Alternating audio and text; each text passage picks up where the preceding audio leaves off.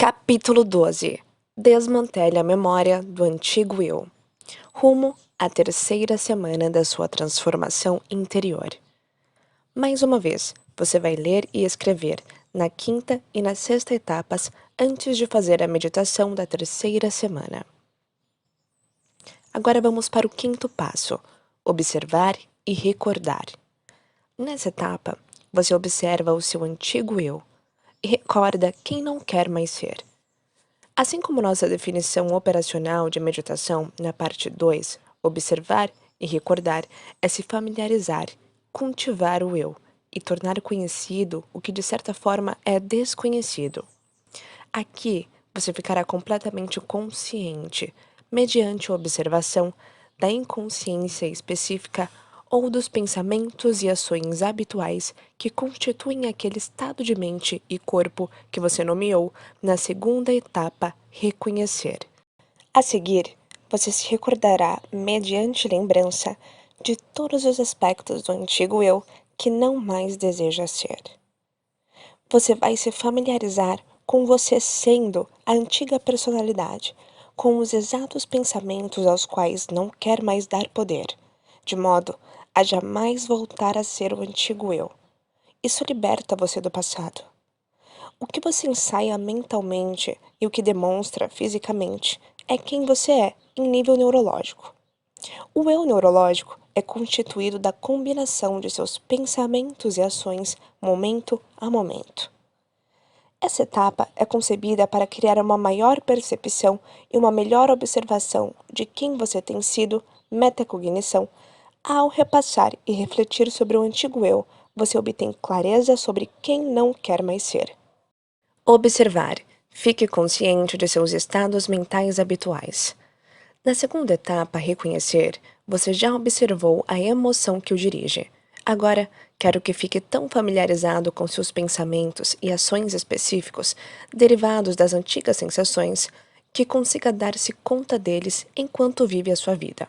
Com a repetição da prática, é possível ficar tão ciente dos antigos padrões que você jamais permite que te frutifiquem. O resultado final é que você permanece à frente do antigo eu, de modo que tem controle sobre ele. Você começa a notar o início do sentimento que normalmente dirige seus pensamentos e hábitos inconscientes, e fica tão familiarizado com isso que o mais leve indício agora é trazido à sua atenção. Por exemplo, se você está superando a dependência em alguma substância, como açúcar ou tabaco. Quanto mais é capaz de perceber quando começam as dores e pontadas do vício químico no corpo, mais cedo será capaz de lutar contra elas. Qualquer pessoa sabe quando começa o desejo feroz. Você começa a notar impulsos, a instigação e às vezes gritos altos que soam como apenas faça, ceda, vá, só dessa vez. Ao avançar em frente e acima continuamente, com o tempo você consegue notar quando os anseios aparecem e fica mais bem equipado para lidar com eles. O mesmo é válido para a mudança pessoal. Só que a substância não é algo que exista fora de você. Na realidade, é você. Seus sentimentos e pensamentos, na verdade, são parte de você. No entanto, seu objetivo real aqui é ficar tão ciente do estado mental autolimitante que jamais deixe um pensamento ou comportamento passar despercebido. Quase tudo que demonstramos começa com um pensamento. Mas só porque você tem um pensamento, não significa necessariamente que ele seja verdadeiro. A maioria dos pensamentos são apenas velhos circuitos em seu cérebro que se conectaram por sua vontade repetitiva. Por conseguinte, você deve se perguntar: esse pensamento é verdadeiro ou é simplesmente o que penso e acredito enquanto me sinto desse jeito? Se eu agir por esse impulso, isso levará ao mesmo resultado em minha vida? A verdade é que são ecos de seu passado conectados a fortes sentimentos que ativam velhos circuitos em seu cérebro e fazem você reagir de modo previsível. Oportunidade para escrever. Que pensamentos automáticos você pensa quando sente a emoção identificada na segunda etapa? É importante anotar e memorizar a lista, para ajudar a reconhecer o seu conjunto único de pensamentos autolimitantes. Talvez você considere os exemplos a seguir úteis. Exemplos de pensamentos autolimitantes. Seu ensaio mental diário e inconsciente. Jamais conseguirei um novo emprego. Ninguém jamais me ouve. Ele sempre me deixa com raiva. Todo mundo me usa. Quero dar isso por encerrado. Hoje é um dia ruim para mim, então por que me dar ao trabalho de tentar mudá-lo? Minha vida é desse jeito por culpa dela. Realmente, não sou inteligente. Sinceramente, não consigo mudar. Talvez fosse melhor começar em outro momento. Não estou afim. Minha vida é inútil. Detesto a minha situação com... Nunca farei diferença. Não consigo. Tal pessoa não gosta de mim. Tenho de trabalhar mais duro que a maioria das pessoas. É a minha genética. Sou igual à minha mãe. Assim como os pensamentos habituais, as ações habituais também constituem seus estados mentais indesejáveis únicos. Você é influenciado a se comportar de formas memorizadas pela própria emoção que condicionou seu corpo a ser sua mente. Isso é o que você é quando está inconsciente.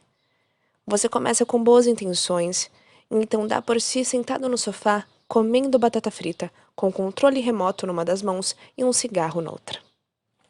Entretanto, horas antes você havia proclamado que ficaria em forma e iria parar com todos os comportamentos autodestrutivos.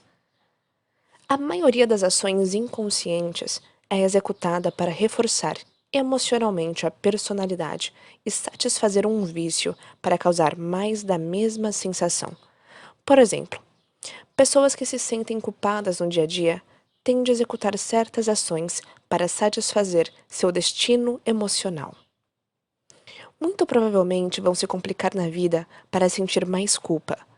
Muitas ações inconscientes combinam com quem somos emocionalmente e nos satisfazem nesse aspecto. Por outro lado, muitas pessoas exibem certos hábitos a fim de fazer desaparecer temporariamente o sentimento que memorizaram.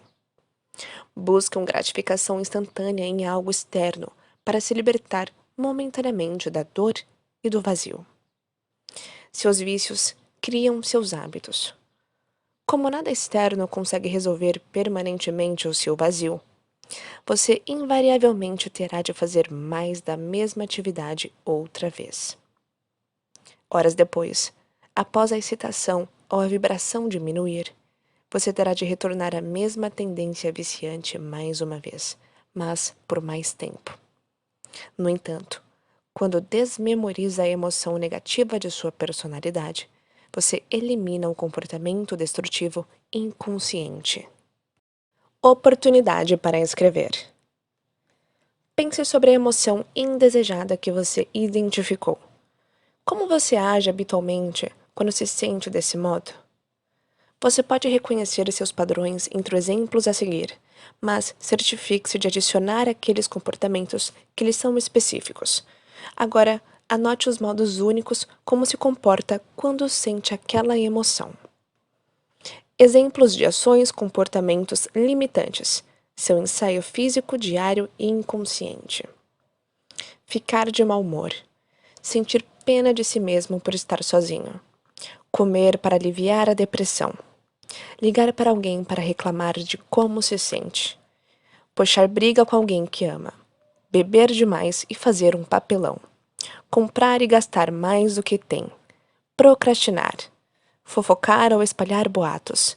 Mentir sobre si mesmo. Ter um ataque de mau gênio. Tratar os colegas de trabalho com desrespeito. Vangloriar-se. Berrar com todo mundo. Apostar demais. Dirigir agressivamente. Tentar ser o centro das atenções. Dormir tarde todos os dias. Falar demais sobre o passado. Se você tem dificuldades para chegar às respostas, pergunte a si mesmo o que pensa em várias situações de sua vida e observe interiormente como pensa e reage. Você também pode olhar para dentro de si pelos olhos de outras pessoas. Como elas diriam que veem você? Como você age? Recordar. Relembre os aspectos do antigo eu que você não quer mais ser. Agora, Revise e memorize sua lista. Essa é uma parte essencial da meditação. Seu objetivo é se familiarizar com a forma como você pensa e age quando essa emoção específica o incita. É para fazê-lo lembrar de como não quer mais ser e de como você estava se fazendo tão infeliz. Essa etapa o ajuda a ficar ciente de como se comporta inconscientemente e o que diz para si mesmo enquanto está pensando e sentindo, sentindo e pensando, de modo que tenha mais controle consciente nas horas de vigília. Executar essa etapa é um trabalho em andamento. Em outras palavras, se você senta todos os dias durante uma semana para focar nisso, provavelmente descobre que continua a modificar e refinar a sua lista. Isso é bom. Nessa etapa, você acessa o sistema operacional dos programas de computador na mente subconsciente e lança luz neles para sua revisão. Em última análise, você fica tão familiarizado com essas cognições que as inibe de disparar. Você vai podar as conexões sinápticas que constituem o antigo eu. E se toda conexão neurológica formada constitui uma memória, então você está de fato desmantelando a memória do antigo eu. Ao longo da próxima semana, continue a revisar a lista para saber ainda melhor quem você não quer mais ser. Se conseguir memorizar todos esses aspectos do antigo eu, você vai separar ainda mais sua consciência do antigo eu. Quando seus pensamentos e reações automáticos habituais forem completamente familiares, nunca passarão despercebidos ou não reconhecidos, e você será capaz de antecipá-los antes de serem iniciados. É aí que você está livre. Nessa etapa, lembre-se, seu objetivo é consciência. Agora você conhece o treinamento. Leia a sexta etapa e faça a parte escrita. Então você estará preparado para começar as meditações da terceira semana. Sexta etapa: redirecionar. O que acontece quando você usa as ferramentas de redirecionamento é o seguinte: você evita comportar-se de forma inconsciente. Você para de ativar seus antigos programas e muda biologicamente, cessando os disparos e as conexões de células nervosas. De modo semelhante, você deixa de sinalizar os mesmos genes das mesmas maneiras. Se você lutou com a ideia de entregar o controle, essa etapa lhe permite retomar as rédeas, a fim de quebrar o hábito de ser você mesmo de modo mais consciente e judicioso. Quando você se torna mestre na arte de se redirecionar, constrói uma base sólida sobre a qual criar seu novo eu melhorado. Redirecionar. Pratique o jogo da mudança. Durante as meditações desta semana, considere algumas das situações que você listou no passo anterior e, ao imaginá-las ou se observar em sua mente, diga para você mesmo, em voz alta: mude. É simples. Primeiro, imagine uma situação em que você está pensando e sentindo de modo inconsciente. Diga: mude. Segundo, fique ciente de um cenário, com uma pessoa ou uma coisa, por exemplo, em que você poderia facilmente cair em um antigo padrão de comportamento. Diga: mude. Terceiro, imagine-se em um evento em sua vida em que haja uma boa razão para ficar aquém do seu ideal. Diga: mude. A voz mais alta em sua cabeça. Após acordar-se de permanecer consciente ao longo do dia, conforme aprendeu no passo anterior, agora você pode utilizar uma ferramenta para mudar no momento exato. Sempre que se pegar pensando um pensamento limitante ou se engajando em um comportamento limitante na vida real, apenas diga: mude, em voz alta. Com o tempo, sua própria voz se tornará a nova voz em sua cabeça e a mais alta de todas. Ela se tornará a voz do redirecionamento que você programou em seu sistema nervoso. Ao interromper repetidamente o antigo programa, seus esforços começarão a enfraquecer ainda mais as conexões entre aquelas redes neurais que compõem a sua personalidade. Pelo princípio de aprendizado hebbiano, você soltará os circuitos conectados ao antigo eu durante sua vida cotidiana. Ao mesmo tempo, não estará mais sinalizando epigeneticamente os mesmos genes dos mesmos modos. Esse é outro passo para que você fique mais consciente. É desenvolver o controle consciente de você mesmo. Quando consegue parar uma reação emocional reflexa a alguma coisa ou pessoa em sua vida, você está escolhendo poupar-se de um retorno ao velho eu, que pensa e age daquelas formas limitadas. Pela mesma ideia, se adquire controle consciente dos pensamentos, que podem ter início a partir de alguma memória extraviada ou da associação conectada a alguma pista ambiental. Você se afasta do destino previsível, no qual pensa os mesmos pensamentos e executa as mesmas ações, que criam a mesma realidade. Trata-se de um lembrete colocado por você em sua própria mente. À medida que fica ciente, redireciona os seus pensamentos e sentimentos familiares e reconhece seus estados de ser inconscientes. Você também não está mais esgotando a sua valiosa energia. Quando vive em estado de sobrevivência, você sinaliza seu corpo em um status de emergência, acabando com a homeostase e mobilizando muita energia. Essas emoções e pensamentos representam uma baixa frequência de energia que é consumida pelo corpo. Quando está consciente e muda os pensamentos e emoções antes de que cheguem ao corpo, cada vez que os observa ou redireciona, você conserva sua energia vital, que pode usar para criar uma nova vida. Memórias associativas desencadeiam respostas automáticas. Uma vez que permanecer consciente é crucial para a criação da nova vida, é importante entender como as memórias associativas tornaram tão difícil você permanecer consciente no passado e como praticar o redirecionamento pode ajudá-lo a se livrar do antigo eu. Vimos anteriormente que o experimento clássico de Pavlov de condicionamento com cães ilustra lindamente por que é tão difícil para nós mudarmos. A reação dos cachorros naquele experimento, aprender a salivar em resposta a uma campainha, é um exemplo de resposta condicionada baseada em uma memória associativa. Suas memórias associativas existem na mente subconsciente. Elas se formam com o tempo, quando a exposição repetida a uma condição externa produz uma resposta automática interna no corpo, que então desencadeia um comportamento automático. Quando um ou dois sentidos respondem à mesma pista, o corpo reage sem muito envolvimento da mente consciente. Ele é ativado por um pensamento ou uma memória.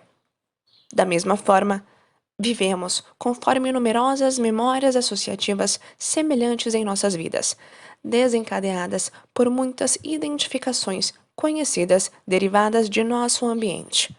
Por exemplo, se você vê alguém que conhece bem, a chance é de que responda de modo automático, sem sequer saber disso conscientemente. A visão desse indivíduo cria uma memória associativa com alguma experiência passada, conectada a alguma emoção, que então ativa um comportamento automático. A química do seu corpo muda no momento em que você pensa sobre tal pessoa na memória passada. Um programa roda a partir do condicionamento repetido que você memorizou sobre aquela pessoa em sua mente subconsciente. E, igual aos cães de Pavlov, em questão de instantes, você estará respondendo fisiologicamente de forma inconsciente. Seu corpo assume o controle e começa a operar você subconscientemente, com base em alguma memória do passado. Agora, seu corpo predomina no controle. Você está fora do banco do motorista conscientemente, porque o corpo-mente subconsciente está controlando você. Quais são as pistas que fazem com que isso ocorra tão rapidamente? Pode ser toda e qualquer coisa em seu mundo exterior. A fonte é o seu relacionamento com o seu ambiente conhecido. É a sua vida que está conectada a todas as coisas e pessoas que você experimentou em diferentes períodos e locais. Por isso, é tão difícil permanecer consciente no processo de mudança. Você vê uma pessoa, Ouve uma música, visita um lugar, lembra de uma experiência e seu corpo imediatamente começa a se ligar a partir de uma memória do passado. E seu pensamento associado a como se identificar com alguém ou alguma coisa ativa uma cascata de reações abaixo da mente consciente que fazem você então retornar à mesma personalidade. Você pensa, age e sente de maneiras memorizadas, automáticas e previsíveis. Você subconscientemente reidentifica-se com seu ambiente conhecido do passado, que então o remete ao eu conhecido que vive no passado. Quando Pavlov continuou a tocar a campainha sem a recompensa de comida, a resposta automática dos cães diminuiu com o tempo, pois eles não mais mantiveram a associação. Poderíamos dizer que a exposição repetida dos cachorros à campainha sem comida reduziu sua resposta neuroemocional. Eles pararam de salivar, pois a campainha tornou-se um som sem qualquer memória associativa. Dê-se conta antes de ficar inconsciente. À medida que sua mente passa por uma série de situações nas quais você deixa de ser o antigo eu emocionalmente, sua exposição repetida aos mesmos estímulos mentalmente, com o tempo, enfraquece sua resposta emocional àquela condição.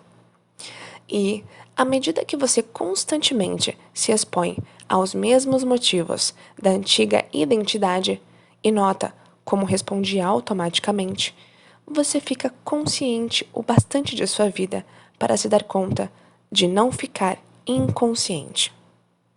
Com o tempo, todas as associações que ligavam o antigo programa se tornarão iguais à experiência da campainha sem comida dos cachorros. Você não reagirá fisiologicamente de modo reflexo ao você neuroquímico, conectado a pessoas ou coisas familiares. Assim, o pensamento sobre uma pessoa que lhe dá raiva ou a interação com o ex-namorado não mexem mais com você, porque você se deteve cuidadosamente várias vezes. Ao interromper o vício na emoção, não pode haver reação automática. Nessa etapa, é a sua percepção consciente que o livra da emoção associada ou do processo de pensamento na vida cotidiana. Na maior parte do tempo, essas reações reflexas passam sem verificação, porque você está ocupado demais sendo o antigo eu. É importante que você racionalize além do barômetro de seus sentimentos para entender que essas emoções de sobrevivência estão afetando suas células de maneiras adversas ao apertar os mesmos botões genéticos e colapsar seu corpo. Isso levanta a questão: esse sentimento, comportamento ou atitude é amável para comigo? Após eu dizer mude, gosto de dizer: isso não é amável para comigo. As recompensas de ser saudável, feliz e livre são muito mais importantes do que ficar empacado no mesmo padrão autodestrutivo. Não quero sinalizar emocionalmente os mesmos genes da mesma forma e afetar meu corpo de modo tão adverso. Não vale isso. Guia para a meditação da terceira semana. Durante as meditações da terceira semana, a sua meta é adicionar a quinta etapa, observar e recordar, e a sexta etapa, redirecionar, as etapas anteriores, de modo que execute todas as 6. A quinta e a sexta etapas acabam se fundindo em uma única etapa. Ao longo do dia, à medida que surgem pensamentos e sentimentos limitantes, observe-se e automaticamente diga mude, em voz alta, ou ouça essa mensagem em vez das antigas vozes com uma voz mais alta em sua cabeça. Quando isso acontecer, você estará preparado para o processo de criação. Então vamos lá, recapitulando todo o processo. Primeira etapa, como de costume, comece pela indução. Você pode optar por fazer a indução pelas partes do corpo ou pela imersão em água, que já está disponível no canal. Depois, da segunda até a quinta etapas, Depois de reconhecer, admitir, declarar e renunciar, é hora de continuar a abordar os pensamentos e ações específicos que naturalmente escapam à sua atenção. Observe seu antigo eu até ficar totalmente familiarizado com esses programas. Sexta etapa. À medida que observa o antigo eu enquanto está em meditação, selecione alguns cenários de sua vida e diga mude em voz alta. Se você está com dificuldade para lembrar exatamente o que fazer em todo esse processo, eu sugiro que volte ao capítulo 10 e recapitule todo o processo até esse momento. Você pode ir recapitulando até que essas etapas estejam tão familiares que você faça naturalmente. Lembrando que o seu antigo eu, com padrões autolimitantes, vai ficar com preguiça, vai ficar sem ânimo e disperso. Mas lembre-se que isso é totalmente normal. Afinal, não seria tão fácil reprogramar uma vida inteira de comportamentos enraizados, certo? Agora que você já sabe todas essas orientações, a meditação da terceira semana rumo à sua transformação interior já estará disponível no canal. Não desista e continue. Te encontro no capítulo 13. Cria uma nova mente para o seu novo futuro, rumo à quarta e última semana de meditação. Te espero lá!